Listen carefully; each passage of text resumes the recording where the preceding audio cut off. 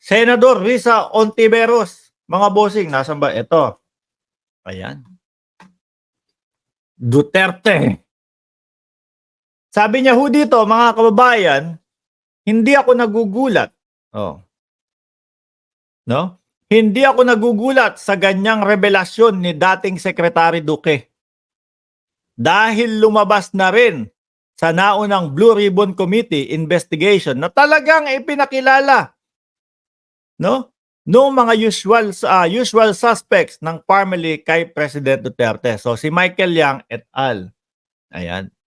Naging ano yata, naging nasa gilid yata ni Duterte si Michael Yang ho eh, no? Kung talagang mapatunayan namin na siya yung nag-utos ng fund transfer, siya ay kasabwat sa mga ganyang kaduda-dudang procurement, kung siya ay kasabwat sa mga overpricing, nako yan. Mapapakamot ka na lang ng ulo, mga boss eh, no? Biruin mo, bawat Pilipino problemado nung pandemic, halos masiraan na tayo ng mga ulo. Kaiisip kung saan tayo, kung hanggang saan yung mga pera natin, kung aabot, lahat po walang trabaho eh. Kung aabot ba tayo sa finish line? Tapos kung meron talagang mga nangyaring mga ganitong overpricing, aba, malulupit, no? Nagnegosyo pa. Imbis na ma-resolve yung problema ng bayan. Kung siya ay kasabwat sa mga overpricing, nagiging tungkulin namin na singilin din ang kanyang accountability, mga boss.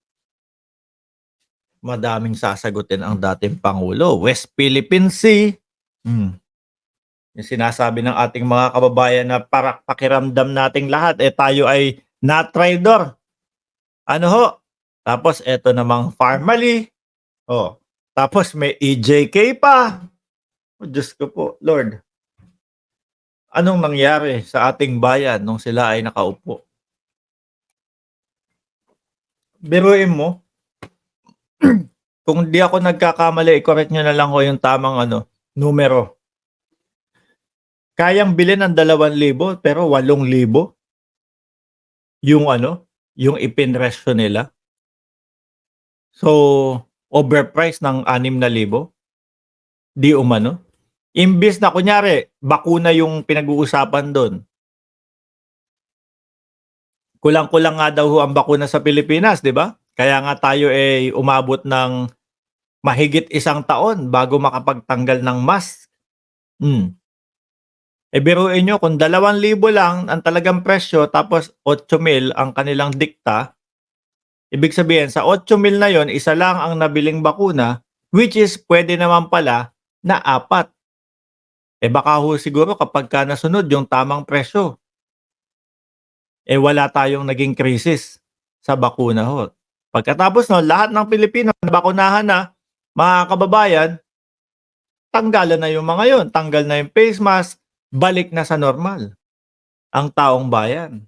Kaso kung totoo nga ho ito, mga bossing, na talagang may nangyaring di umano nagarapal na overpricing, napakawalang puso ho ng mga taong mga gumawa nun. Sabi ni iBuddy Storm, malaking pera kinita dyan sa secret deal. Kaya pera deal yan. O yan. Ngayon po magkakasingilan daw po. Sabi ng ating Senadora Risa Ontiveros. Ngayon malalaman. Ano ho? Kaya mo ba to? Kaya mo ba to? Sabi ni Adis. Grabe yan! Maski mag-asawang magkaangkas sa motor, bawal. Tapos naka-helmet na gusto, may face shield. Hilo na yun, mga bossing. Hilo na yun. Tapos, kung ano-ano pa yun, sino ba yung nakaisip din nung yung parang may harang sa motor? Ibang klase din yun no? Ibang klase din yun. Meron parang parang may harang kayo. Tapos pagdating nyo ng bahay, pwede naman kayo mag-akap, magka-kiss naman kayo. Di ba? Sabi ko parang ang daming kalokohan sa Pilipinas na nangyari nung panahon nila. Yung tipo bang mga desisyon na hindi pinag-iisipan, kailangan kapag aangkas kayo sa motor, may harang kayo dito. Kailangan bumili. nung mga motorista ng pangharang dun para hindi magkahawahan daw. Tapos pagdating dun sa bahay, o kiss na. Wala wala na tayo sa labas. Oh, akap na, wala na tayo sa labas.